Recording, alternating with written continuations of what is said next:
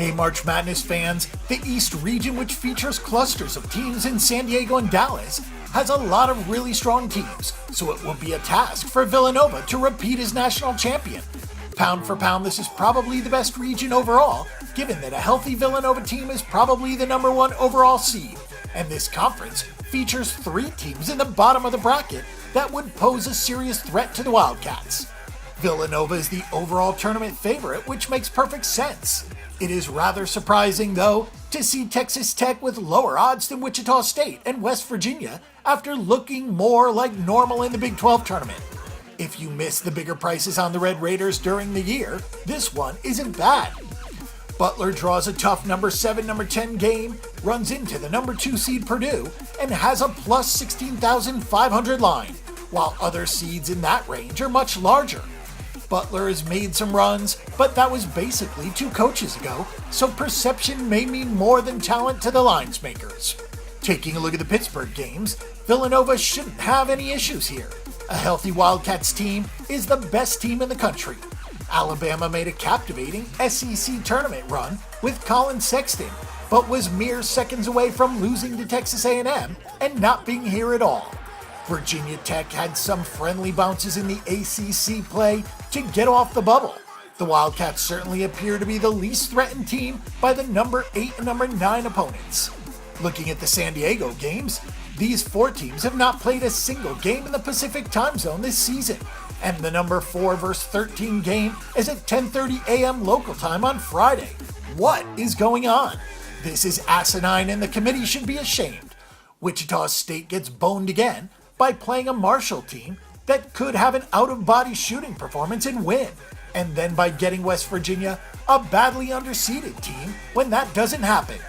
Murray State could have been a team to knock off a number 5, but they drew arguably the best number 5 in this bracket. The press Virginia defense will be a lot to handle.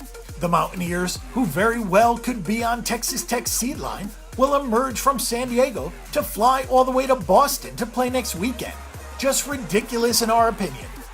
Taking a look at the Dallas games, the bottom of this bracket is a real bear. Florida would be a very tough matchup for Texas Tech in the round of 32 and vice versa. Florida has an inconsistent nature, but a strong head coach and a lot of upside. Texas Tech is one of the country's best defensive squads. Of course, this assumes both favorites hold serve.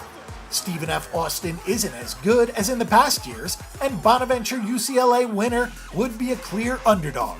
The futures price on Florida is pretty notable.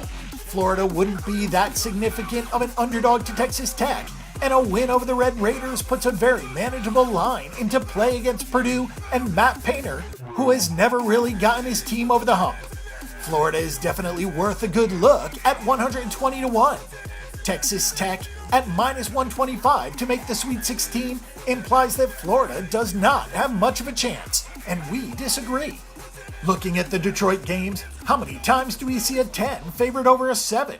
Please put somebody from Vegas on the GD selection committee already. Arkansas has one of the lowest defensive efficiencies of the at-large teams, leading only TCU, Nevada, Wichita State, UCLA, and Arizona State in that department. Butler is a solid team overall, so it makes sense to see the Bulldogs favored. Either way, in spite of Purdue's annual March hardships, the Boilermakers should be able to chug on into the Sweet 16.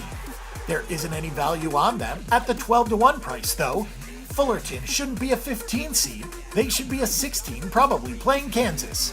If you're holding a Purdue future at a really good price from early in the year, like 40 to 1, it will be an easy hedge to play Butler or Arkansas on the money line. You could look at Butler at plus 425 to make the Sweet 16, and Arkansas at plus 550 with minor investments on each to secure a profit. But Purdue should be close to a double-digit favorite over each, so just hedge at that point instead of spreading money on both. Texas Tech draws a bit of a home court advantage by playing in the Lone Star State at American Airlines Arena in Dallas. That certainly can't hurt for Chris Beard's team. Purdue is in the Big Ten country in Detroit, so they should be fairly well represented. It wouldn't hurt to face Arkansas instead of Butler with a good fan base for the Bulldogs in the area. We still can't get over the 4 teams marooned in San Diego. and playing a 10:30 a.m. local time game, which again is a brutal draw and ridiculous. Keep an eye on the winner of that part of the bracket when things switch to Boston for the Sweet 16.